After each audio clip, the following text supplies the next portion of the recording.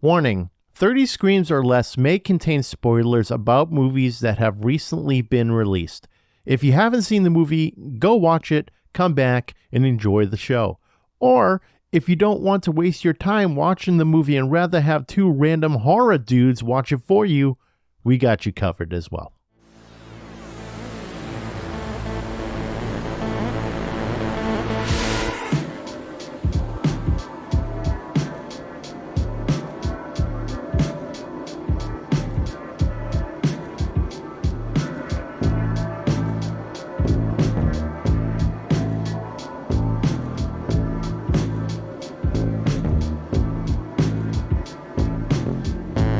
Welcome everyone to 30 Screams or Less, a horror movie podcast where we review horror movies in 30 minutes or less. Today's movie we're going to be talking about is a Shudder original. It's called When Evil Lurks. It's directed and written by Demián Rugna, starring Ezequiel Rodriguez as Pedro, Damian Solomon as his brother Jimmy, Sylvina Sabater as Mirtha, and Louis Zimbowski as Ruiz / his bloated ass body thing. Whatever, we'll talk about it. The plot is, in a remote village, two brothers find a demonic, infected man just about to give birth to evil itself. They decide to rid the man, but merely succeed in spreading the chaos. 30 Screams or Less starts now. Corey, what did you think of When Evil Lurks? So I suggested this movie to you a few weeks ago because I have been hearing a ton about it on social media. Yeah, and I didn't do it because I didn't want to watch it. No, that's not true. I've been following, all these stories and people saying it's one of the scariest movies they've ever seen. And I wouldn't go that far, but I did love this movie a lot. Like I mentioned to you before we started recording, I kind of stewed on this one a little bit before I was ready to give it a rating because my mind was that fucked when it ended. Yeah, there was a lot of chaos going on, and I was trying to understand what the hell is happening. I had a lot of questions, obviously. At the end, I'm just like, what the fuck did I just watch? Because there was so much insanity in this movie. It starts off, they go in the woods, they hear gunshots, there's a guy cut in half, and I don't know why. Corey, do you remember why this person was cut in half? Yeah, they thought it was a puma. Yeah, exactly. And it wasn't a puma. I got attacked by a fucking puma. It was an actual puma, because that seems pretty ridiculous for a puma. To just be flat out straight cut in half. Oh yeah, I don't think it was a puma at all. No, I don't think so either. So that's where I'm like, okay, question one. And then next up, they end up going to this friend's house and they find out that this guy is a demon. He's fucking bloated looking. He literally looks like the dude from Seven. Remember the fat guy from Seven? Gluttony? Mixed with the bloater from The Last of Us. Yeah, so, this guy did not eat a bunch of pasta to get where he was at, though. No, not at all. He was just bloated with this demon energy, I guess. And he was just this giant pile of pus. So yeah, he's just leaking constantly. And they're like, didn't you call anyone about this? Because clearly you should call someone who's leaking pus for a year. And the kid's like, oh, we called someone a year ago. It's like, maybe you should have followed up. So, yeah, no, he's just taking a dirt nap. Yeah, that guy was fucking weird looking, though. I'm in the middle of eating, and I was just like, this is bad. I can't watch this right now. I mean, I plowed through it because it was just regular macaroni, but it was hard to put down, let me tell you. What the fuck? I never understood how people can't watch gruesome stuff if they're eating.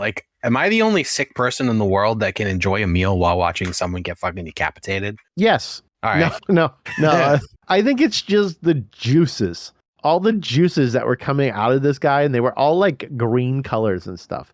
So apparently this guy, he's possessed, right? And he's about to give birth to a demon. And he's been just fucking hanging out for a year, trying to, I don't know, maybe hold it back or something. And his mother is praying for him. Obviously, that worked. And then our two guys at the beginning, which is the brothers. So the brothers, Pedro and Jimmy, they're the ones that found the guy cut in half, which, by the way, they were perfectly fine with. It didn't even faze them. They're just like, oh yeah, there's a guy cut in half. Might have been a puma. Whatever. Yeah, it's they see that shit every day. Yeah, no big deal. It's just a normal day. Just a normal day in Argentina. Was it Argentina? Yes. Yeah, okay, I thought so. But yeah. So I was just gonna say, what did you think of the beginning there when Armando and his brother think one of those goats is possessed? Like that, what happens here, like just kind of caught me by surprise. Yeah. Okay. So I thought that was a little crazy. Now, when you say the thought is their goats were possessed, is that the one where like the guy holds the shotgun to the goat's head and blows its brains out? I am talking about him putting a double barrel shotgun to a goat's head and blowing its head off. Because this scene is our first dead kid of the movie. Well, yeah, not only that, but like he shoots the goat, which animals dying, like I don't like that. But either way, this happens. And then this man's wife just has an axe in her hand. Mm-hmm. She comes out of nowhere and just slams it into his face. Yeah. Then the wife turns the axe around and then starts hitting herself in the face with the blade. Yeah. And then I was like, this movie's going to be a shit show. Yeah, it was a shit show. Starting there was an absolute shit show. Like, she keeps hitting herself in the face with the axe, and at some point, she just started going slower and slower, and it's just like, it's like a warm knife through butter at that point, and it's just like, she's just putting it in there, placing it in, and then she finally dies. But it caught me so off guard, because I knew she had the axe, but I thought maybe she had it just for protection purposes. Not that she was going to straight up put an axe into the side of this guy's face. Like, just boom, 0 to 100. Right after the goat got shot, it was just like one thing after another. But that's when we start finding out that these possessed people or things, whatever, you can't shoot them with a gun. Like, you're not supposed to. For some reason, that angers them, and then they retaliate or transfer to a different body or animal or whatever. See, that's where I was getting a little confused, is how are they jumping from body to body? Like, if one person kills them, do they jump to the next thing? That type deal, almost like a virus. That's kind of what I was gathering from the way they set this movie up. Because, yeah, it almost did feel like a zombie movie, or some sort of movie where people become infected and then it starts spreading. Because it's like when the family dog, when the dog grabs a little girl by the head and ran off. Oh, God. Yeah. So, yeah, it's sort of like it's transmitting then, because it can go through animals too and humans. But yeah, yes. that scene was like, dude, out of nowhere. What was it, like a pit bull just grabs a kid by the head and runs off with the body. Oh my God. It was so violent. So here's a little backstory too, in regards to how violent this scene is. If you look up the movie When Evil Lurks, you're going to see When Evil Lurks dog scene come up in the search results. And I'm like, oh no, what the hell is this dog scene deal? So I'm sitting there and I'm watching the movie. Pedro is naked in his ex-wife's house. Just like, he had to take his clothes off for some reason. I think there was the smell of where he was coming from, where all the dead was, or not dead, or like evil was, right? So he's thinking maybe the evil smell is on him. He needs to take his clothes off. He needs to burn them. He needs a new set of clothes. So he's hanging on his ex-wife's house. Her husband's there with all the kids. He's walking around naked, and they finally get him close. That's kind of the backstory there of what's happening in this scene. I'm trying to like set it up. So he's trying to explain evil's coming. We've got to get everyone out of here because shit is about to go down. And before he actually burns his clothes, though, the dog that we're referencing, this big ass pit bull looking one, is going and smelling the clothes. And you don't really think much of it because dogs do that stuff. Right. But it was like, it's after the dog like smelled the clothes, he sat there still, just hanging out. The kids are near the dog. They're young kids too. It's not like they're teenagers or anything like that. They are legitimate, maybe 5-year-olds, 6-year-olds, young. So the girl is going around this dog. She's petting him and touching him, whatever. And that's what happens, Corey. The dog just straight up grabs her face, borderline puts her whole head in his mouth, and you just see him dragging her and shaking her. It was fucking wild. Seeing a dog run away with a whole ass human in its mouth was a little jarring. Yeah, a little bit. And the brother is just like looking on in complete disbelief. He's probably so shocked at what he's seeing right now that he can't even barely talk. Meanwhile, Pedro and his stepdad, they're getting in this argument or whatever. And the stepdad's not listening to him because they're too busy. And the kid's trying to get his attention because now the father finally sees, the dog is like annihilating this little girl. And takes her body, just drags it out and just runs down the freaking neighborhood. My question there. Okay, and here's where I have more questions, right? Why was there zero blood trail You would think if a dog is grabbing a human being by the head and attacking it, there'd be maybe some blood trail happening if it's running down the street with a child, right? And they're just like running all over the place, like, where did she go? Where did she go? I think the dog hadn't started actually chewing yet. I mean, if the dog hadn't sunk its teeth into the kid, that's why there's no blood. It just gave the kid a gentle tug.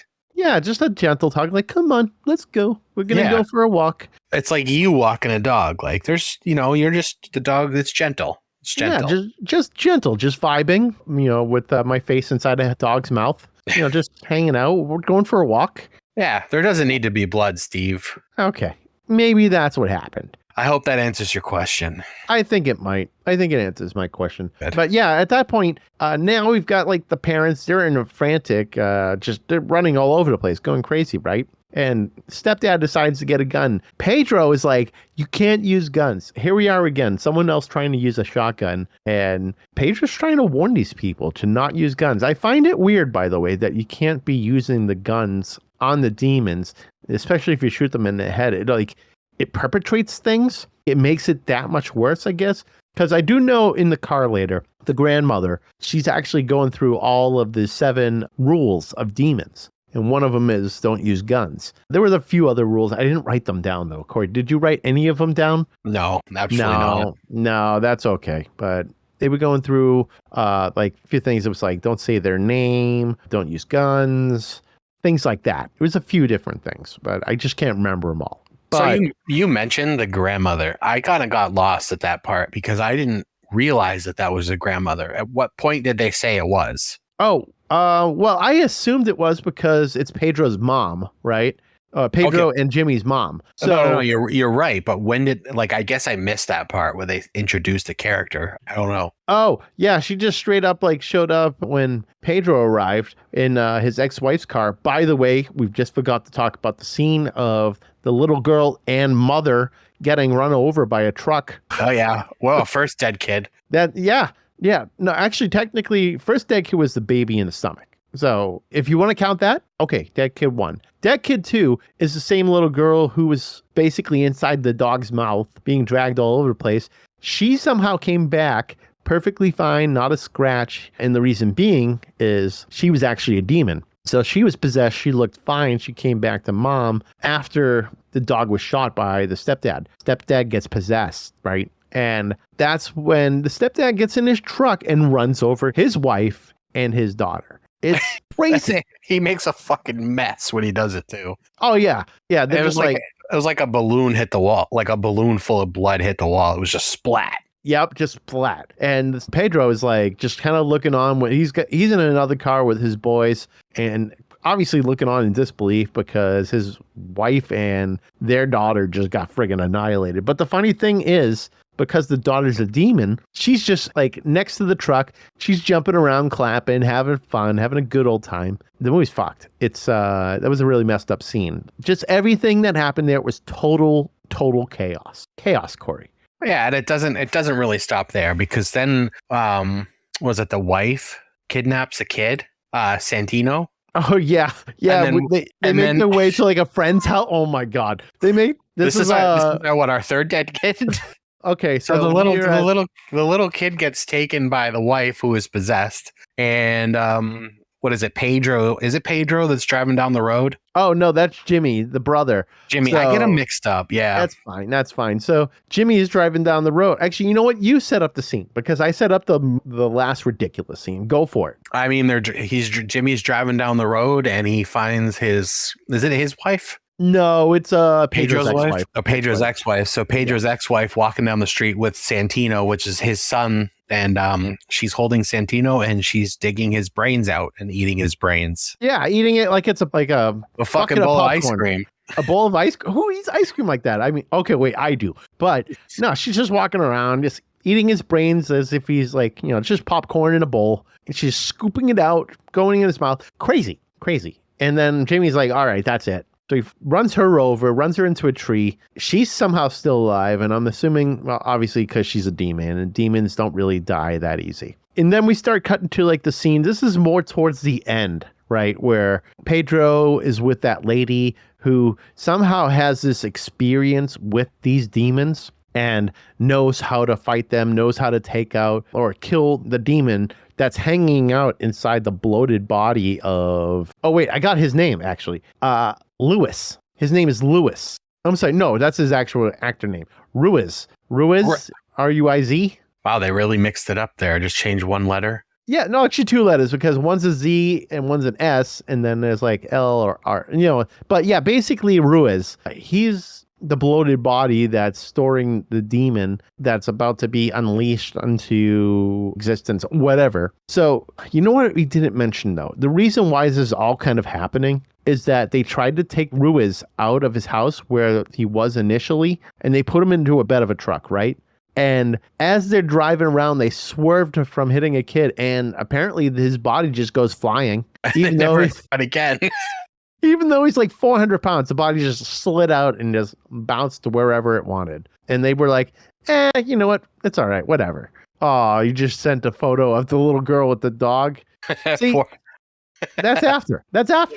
She was just walking him after. Pour one out for the little girl who got eaten by a dog. Oh, my God. It's like fucking Cujo. Yeah, exactly. Cujo was gnarly back in the day, man. I haven't watched it in some time. I remember watching it as a child and it just being crazy, because that's not CGI shit. That's like a dog having to act like that. I watched it when I was a kid with my mom, and that shit scarred me. Yeah, absolutely is scarred. I was reading the other day that Stephen King is writing a sequel to it. Cujo 2, Electric Boogaloo. Yeah. Yep. Steve, you can't put Electric Boogaloo at the end of everything. Why can't I? Tony Danza did it. Yeah, true. The Tap Dance Extravaganza, just to be clear. Yeah, that was a classic band. Classic album. Weird sounding album, though. Everything sounds really low. I don't know if you've noticed that. It just sounds like it's really low volume. Did you know that Jesse went on to become a cop? I did know that. This is funny. One time I was actually streaming and he comes in and he's like, hey, what game is this? I'm like, dude, you're the guy from Tony Danza Tap Dance Extravaganza. What are you in here? Nice. Did he know who you were? I guess so. I mean, he's in my stream. So I thought that was cool. Okay. Yeah. So that was sick. But yeah, awesome band. Second album, Electric Boogaloo, fantastic album. Oh, Cujo 2. Where would they go from there? I mean, they did Jaws 2. So is it like a baby thing? Like Cujo somehow had babies and like 30 years later they're born and they decide to actually grow up and attack people again. They're rabid. I don't know. I don't know, man. I guess it's possible. I guess. I mean, Stephen King will figure out a way to put that thing out. And then Hollywood will find a way to make a movie of it. And fuck it up. Exactly. As always. Well, not quite. I mean, I like there's a few really good Stephen King movies, even though Stephen King doesn't like them. I think he just wants it to be as close as humanly possible to the writing, which makes sense. But the thing is, those books are fucking ginormous. Mm-hmm. It's like 1,000 pages. And scripts aren't usually 1,000 pages from what I gather. They're maybe a couple hundred, not 1,000. I will say this, The Tower, that movie, they butchered that real bad. But also they tried to jam like a whole freaking anthology into 1 hour and a half long movie. I don't know if you saw that one. Was that the one with Idris Elba? Yeah, that one. Yeah, okay. Yeah, that kind of sucked. I did see that. I didn't read the book, so I had nothing to compare it to, so I liked it, but... Yeah, when I watched it, it was like just mediocre. There was nothing really to it. It's borderline forgettable. Mm-hmm. Okay. Yeah. But It, Chapter 1, Chapter 2, those were great. Funny thing, It, the miniseries, just... It's cool and all, but I watched it recently and I'm like, it is kind of cringe. There's a little cringe to it. Did you see that the spinoff Welcome to Derry got delayed till 2025? Why is that? I don't know. Everything's getting fucking delayed. Probably the strikes. Oh, that makes sense. I bet it is because of the strikes. They're all trying to play catch up at this point. I actually remember, I think I read that today. It got delayed a year or so. That makes sense. Everything's kind of put on hold. Whatever's being released, I think it's already been written and like cut and everything before the strike happened. So Hollywood's like, well, I mean, people have to get paid. So they're putting it out. But anything new, they're probably just like, no, not happening, which makes sense. Honestly, writers need to be making more money based off all these streaming services. It's like it should trickle down a little bit more, especially like if I'm paying $20-something for Netflix, some of that money should go to friggin' the people that help make the movie happen. Dude, Netflix finally fucked me on that password sharing thing. Oh no, what happened? Well, it's our account, but we share it with like my mom, my mother-in-law, and a couple of our friends. Yeah. But basically, you can only use it in your own household now, and you can add an extra username for people outside of your network, but it's like an extra $8 a month. Oh, jeez, come on. So yeah, they hit me with that like yesterday, I think. Are you helping your mom pay it? No, absolutely not. No, it's not my problem. Yeah, I don't blame you. That sucks though, man. That's so stupid. Yeah, like, yeah, you can create a user, but really it's just to save movies under an account. You have to live here in order to fucking watch. It's stupid. Yeah, it has something to do with like the Wi-Fi network that you're on. That's how they can tell. Yeah, well, what if you're using a VPN? Fuck, everything's gonna go haywire. There's a way to make it so Netflix to tell them that you're like traveling. Mm-hmm. So I have to figure how to do that because that's how people are getting around it. Oh, with VPNs or just the traveling thing. Oh, God, that's got to be a mess. Yeah. Like anytime someone wants to use your Netflix account to watch a movie. Oh, hey, Netflix, I'm traveling. Yeah. All I know is I'm not giving those pricks another cent. It's too much. It's so much money. Yeah, I'm not doing it. Nope. You know what I'm a strong advocate for? Tubi. I love Tubi. It's free. Thousands and thousands of movies. Actually, it rivals Netflix. There's more content on it than Netflix. It's free. Like, I mean, there's ads, but if you don't mind watching a friggin' 2 to 3 minute ad for just pretty much unlimited content, then why not? That thing could literally just take over every single streaming platform you have, and you just do that and you watch a couple of ads, you're good. What about like an ad blocker? Can you do that? Yeah, I mean, I use an ad blocker. I use Brave browser. And whenever I'm watching Peacock, for instance, remember how we were doing the watch-alongs together? And we'd be like, oh, yeah, we're going to watch some wrestling event. And everyone's got ads. And I'm like, I don't have an ad. What's going on? It's because like I had pop-up blocker on. And it just would bypass it. So pop-up blocker works. That sounded like an ad for Brave browser. I know it did sound like an ad, didn't it? I love Brave browser. I recommend downloading it if you're big on security and you want to save on like trackers and blockers and all sorts of stuff like that. It's great. I use it. It's just like Chrome. But cool. Yeah, not an ad because I don't fucking make any money for really anything. Yeah, let's get back to it. I think we're at the part when they get to the school. Yeah, okay, so we're at the part where they get to the school and the lady and Pedro, they go in. Apparently, this is where the demon is supposed to be. Like the bloated body was somehow transferred here. I don't know how he made it there. He's too big to walk and just looks like if he fell over, he would explode. So he's just juicy. He's real juicy looking. Oh, yeah, he is. Yeah, he's juicy. Yeah, he's juicy. Yeah. Okay, so he's juicy. Wet. He's very wet, looking very slimy. They go to the school. There's like these little girls that are hanging out, and they're all possessed too. Some shit straight out of Children of the Corn. That's what I was thinking too. It did have a bit of a Children of the Corn feel. Absolutely. So they're hanging out in a classroom, just sitting there. Pedro and that lady are like trying to find the demon, the bloated person, Ruiz. And one of the little girls is answering, saying he's not here. They're all kind of lying to them because they're demons, right? So they're trying to protect the demon inside Ruiz from being born. Like they're trying to make sure that this demon is born and brought into the world and all hell breaks loose. So did you think these little kids were doing cocaine when you saw them for the first time and they smeared that white powder on their face? 100%. Yeah, I did. And then we find out that there's rotting bodies under the school floorboards, and it's actually lime that they use to dissolve the bodies that are in the floor. Smart. Good for them. That's smart. Yeah, that's the way to do it. Also, you bury them standing straight up. You know who isn't fucking smart? Pedro. Pedro's not a smart one. Because he falls for this little girl telling him to grab an axe from the office while is it the grandmother that's in the room and they fucking murdered her? Oh, no, not the grandma. It's that lady, the one who had like this knowledge of demons and how to rid them from the earth or whatever. She had like this weird looking telescope looking device thing, which I think was a missile. Like a just...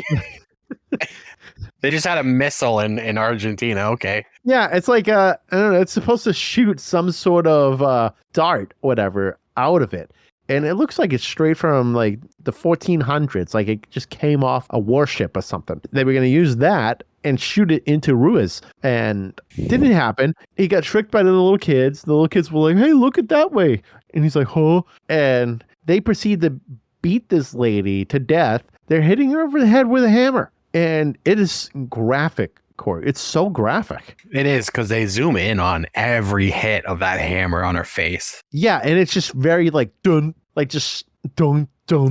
And you hear like the skull cracking with every hit. The sound work in this was great, by the way. It's yeah, I think that aspect is fantastic.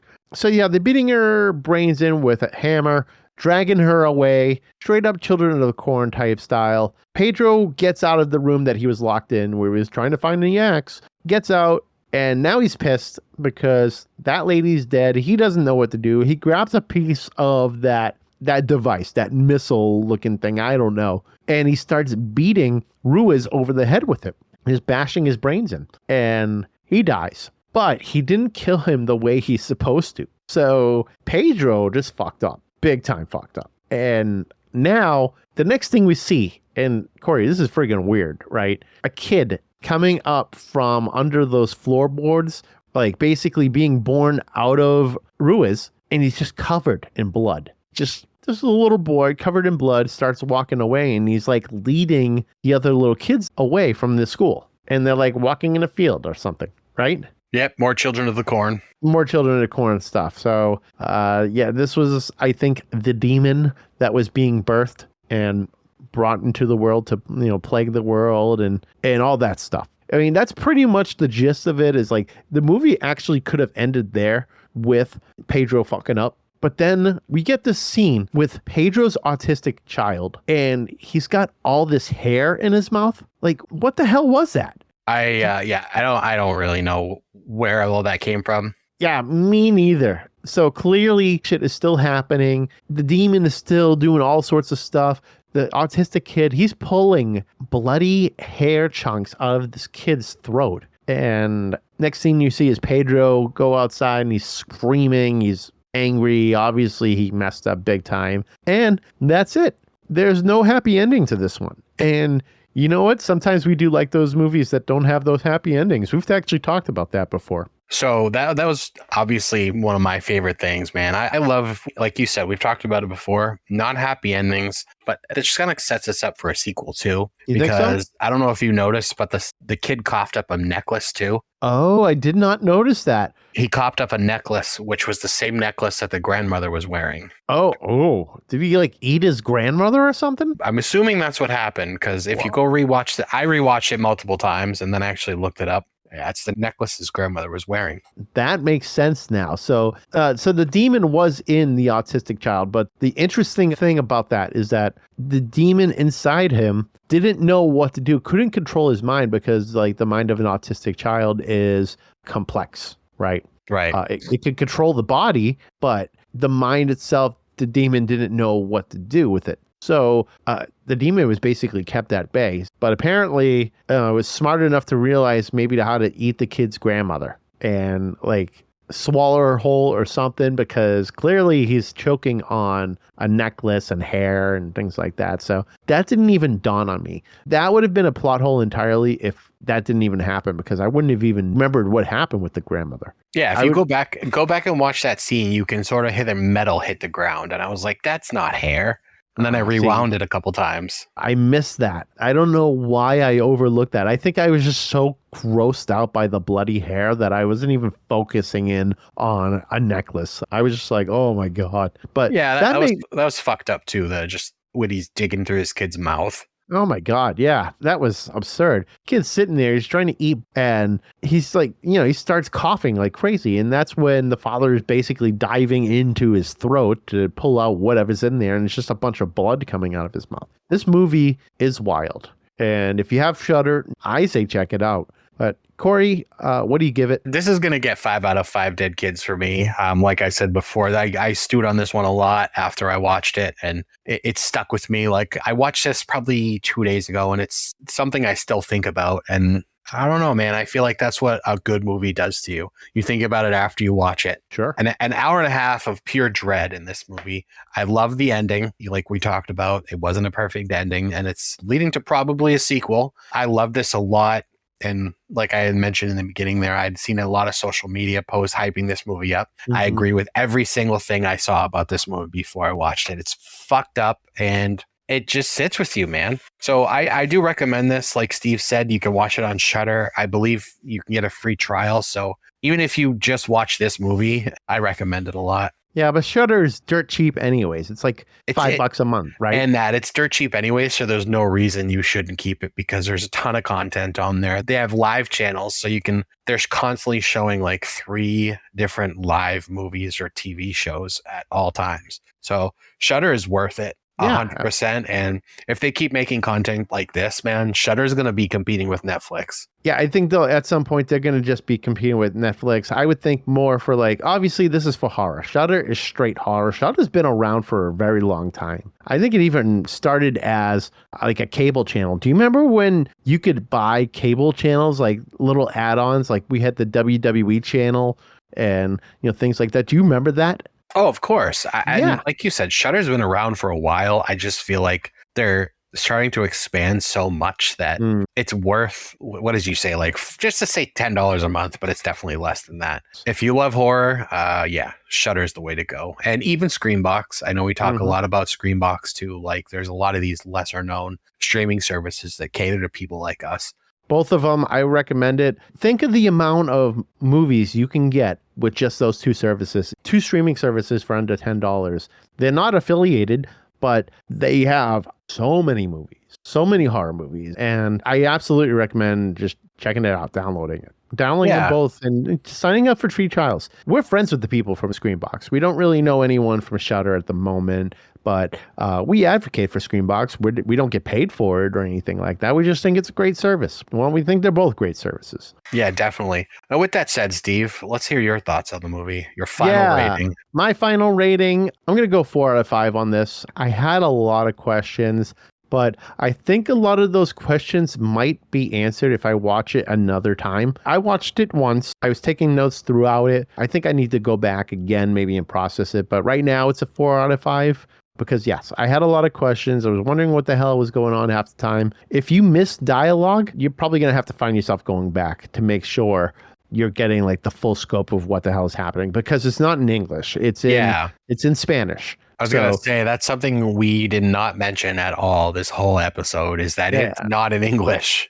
Yeah, it's not in English at all. It's Spanish. If you know Spanish, good on you. If you don't, you're going to got some reading to do. So there's a lot you have to read. It explains things, but I felt like I was getting lost because maybe I wasn't reading everything as it was coming up. And if I wasn't reading everything as it's coming up, you can get lost. And that's just how it is with foreign films. Because if there's a lot of content that they're like kind of shoveling at you, like, they're talking about a lot of things, you're going to miss things if you're not a quick reader. So I think that's probably just one of the reasons why things just didn't make much sense to me. Or maybe I was overthinking it. That's a possibility too. The practical effects are great. The sound in this movie is fantastic because everything just sounds like very realistic, very squelchy. I'm going to go squelchy, like squishy. Everything sounds squishy and brutal, and it looks great. I don't know where it was released, if it was actually released in theaters in Argentina or what, but Shudder picked up a good one. I thought it was a good one. 4 out of 5. If I go back and watch it, maybe you'll get a higher score. Maybe I'll be like, I'm still confused. But you know what? I did have a question for you, Corey. Do you think this is something that the U.S. would probably try to remake? I feel like anything that develops a cult following that is foreign, the U.S. will try to remake because we're seeing it happen with Speak No Evil. Fucking James McAvoy will probably be in this one too. He'll be Pedro. James McAvoy will be in this every single remake. I don't even know why we just assume that, but it makes sense to me. He's a great actor. Might as well throw him in everything. But overall, I gave it a 4 out of 5. Corey gave it a 5 out of 5. There were 3 dead kids in it. 3? 4? Bunch. Yeah, I think 3. Yeah, 3 at least. Brutal. Very brutal film. Check it out. But I think we can start wrapping it up here. Everyone, be sure to like, follow, and subscribe on Facebook, X, Instagram, TikTok, Threads, and YouTube. Leave us a 5-star review on all podcast platforms so we can get some more exposure. Of course, be sure to tell your friends. We're also a part of the Shining Wizards Network. Be sure to visit shiningwizardsnetwork.com. They're an awesome podcast network ranging from wrestling to horror to heavy metal to all sorts of stuff. So check out their network, listen to all their shows. They're all great. I've checked out a bunch. Be sure to visit 30screamsorless.com for all previous episodes and transcripts to go with those episodes. And if there's anything you want us to review, send us an email to 30screamsorless@gmail.com or hit us up on social media. Use that hashtag 30screamsorless and we'll talk that way. We'll see your message, you'll see your post, and we'll take your suggestions. Also, please buy our merch. I got to pay for those movies I rented and bought. And hosting fees. Hosting fees. I need to pay for hosting fees. I'm not crying. You are. No, you just were. Yeah, no, that's the moths flying out of my thin wallet. All right. But no, seriously, buy merch. Go buy that merch. Yeah, buy the merch. Buy the merch. Buy the merch. Buy the merch. Buy the merch. Obey. Consume. Buy the merch. All right, everyone. I'm Steve. I'm Corey. And thanks for listening at 30 Screams or Less. And don't forget to drink your beans.